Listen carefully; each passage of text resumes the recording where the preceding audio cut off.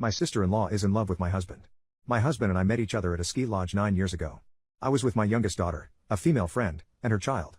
There was a singing competition and both of us were set up by our friends to enter it. Sparks flew during our duet and the rest is history. This was the first time I caught on to my sister-in-law's disturbing behavior. After the singing competition, he and I went to a cafe nearby to chat. His middle sister, Tina, who was adopted at birth, came storming up to us and demanded he come back to their group. She never looked at me and only whined when he shut her down. She ran off crying, took her sister's room keycard, and locked them out so they had to stay with the friends they had brought along for the night. Fast forward to when my husband and I bought a house together. We decided to have a nice housewarming party and invited our family and some close friends. Tina showed up in a scandalous club outfit and ignored me the entire time. She couldn't keep her hands off my husband all night and decided to reminisce about them when they were little, telling everyone just how close they were. She'd kiss him on the cheek, hug him, and touch his arm whenever she laughed. He was visibly uncomfortable and that's when I decided to step in. At first, I thought she had a small crush on him, but with the way she was acting it came off like she was his possessive jealous girlfriend and I was getting in the way of them. She was going around the entire night reminding everyone that he used to say he never wanted to have kids, but now he's playing the role of a father to my daughter.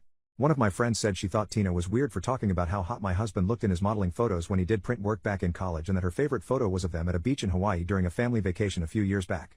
The most bizarre thing she told a few people was that he had never dated a woman of color before and now all of a sudden he's in love. It's only bizarre to me because she's biracial, so I couldn't understand why this would bother her unless she was jealous of me because she wished she were me.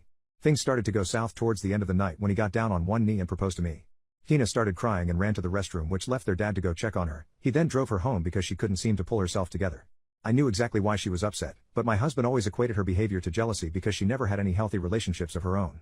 After that tantrum, she skipped our wedding, baby shower, our children's birthday parties, and any other family events that we attended together. I was fine with extending invitations because I knew she wasn't going to show up. She had some sort of mental breakdown and was in and out treatment for years. I wish nothing but the best for her and I don't know what kind of issues she's going through, but I don't want her disrupting our peace. I'm currently pregnant and our baby shower is at the end of this month. I'm holding it a few months early because I'm at high risk to go into labor earlier than other women, like I did with my other 2 children. My mother-in-law called to confirm she'd be there and stated Tina would be riding with them, asking if it was alright if she brought her new boyfriend. I was surprised because we hadn't seen her in years and while I was a bit worried to agree I eventually did and hoped that she resolved whatever caused her so much distress when she was around my family. It took all of 24 hours for her to start her nonsense back up again. She texted my husband paragraphs at 3 in the morning telling him how she felt about our family. First, she went on to say how much she missed being close to him the way she used to when they were kids and how after I came into the picture all I did was destroy their relationship. She asked him if he was happy with his life and reminded him that he used to say he never wanted kids or marriage. She then asked if he thought about her all this time and if he could meet up with her before the shower so they could talk alone, face to face. That was the last straw for me. I asked my husband if he knew she was in love with him and he just shrugged and said he didn't doubt my theory. Apparently, when she was 11, she asked if they could cuddle and kiss but he said no. He admits her behavior since then has always been weird and dramatic, but he didn't pay her much attention because they had many siblings and they all hung out together all the time. I asked him if he could uninvite her and this new boyfriend she'd be bringing because I think she's going to bring drama to our baby shower. He said he wants to talk to his parents first to see what kind of state she's been in, but I know in my gut that she's ready to ruin our day with her theatrics. Final update: my sister-in-law is in love with my husband. My husband and I decided that we need to be completely removed from sister-in-law's drama in order for us to focus on having a healthy pregnancy and family life.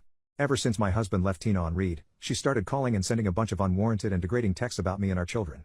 He sent her a long paragraph that he showed me as soon as he got home, basically telling her off and told her that he would rather never speak to her again than listen to her talk bad about our family. He told her she would never be invited to any of our family functions and that she needed to check herself back into the hospital if she thought their sibling relationship was ever going to be any closer than brother and sister. He closed it off by saying he would let the family know the reason she was uninvited and that he hoped she's either seeing a therapist or finds one immediately. Her messages had pushed him to the breaking point, with the worst thing she said being that the reason I had 2 miscarriages in the past was because me and my husband don't actually belong together and that my body couldn't handle carrying any of my children to term because it wasn't meant to be. I expected her to bring something like this up, but I could tell it really hurt him, and that's why he didn't hold back from her. He then blocked her and told me he's changing our phone numbers as soon as possible. He called his parents and the oldest of his sisters that he's close to and explained to them why Tina would never be allowed to visit our home. He shared all of their text exchanges and they were mortified. He asked them not to share our address or our new numbers. They assured us that none of them planned on sharing this information with her. They then proceeded to tell us that she actually asked for my husband's work schedule and mentioned driving up a day early to surprise him. My father-in-law said he always knew Tina had a little crush on my husband, but after her outburst at our housewarming years ago, they had a conversation about her behavior and she told him that she had been keeping a diary about him since she was a teenager. She explained it was to process her emotions and to challenge negative thoughts, but all I got from it was that she had written about my husband for years. Apparently, she only stayed away from my husband because my father-in-law kept her in check and was able to get her hospitalized several times for being a threat to herself and others. My husband's family told us they would deal with her and apologized for thinking she had resolved her issues. Someone pointed out to me that Tina is potentially dangerous and could hurt me or our children, and this really scared me. My husband is going to upgrade our alarm system and purchase more cameras. I don't work summers and will most likely be out on bed rest by the time I have to go back to work, so he wanted to ensure the kids and I were safe when he's away from home. We live about 5 hours away, so she would really have to go out of her way to show up here if she somehow found out where we live. I'm hoping that this is the end of the entire situation and we never have to see Tina ever again, but I also hope that she's able to get the proper help she needs because she's clearly disturbed.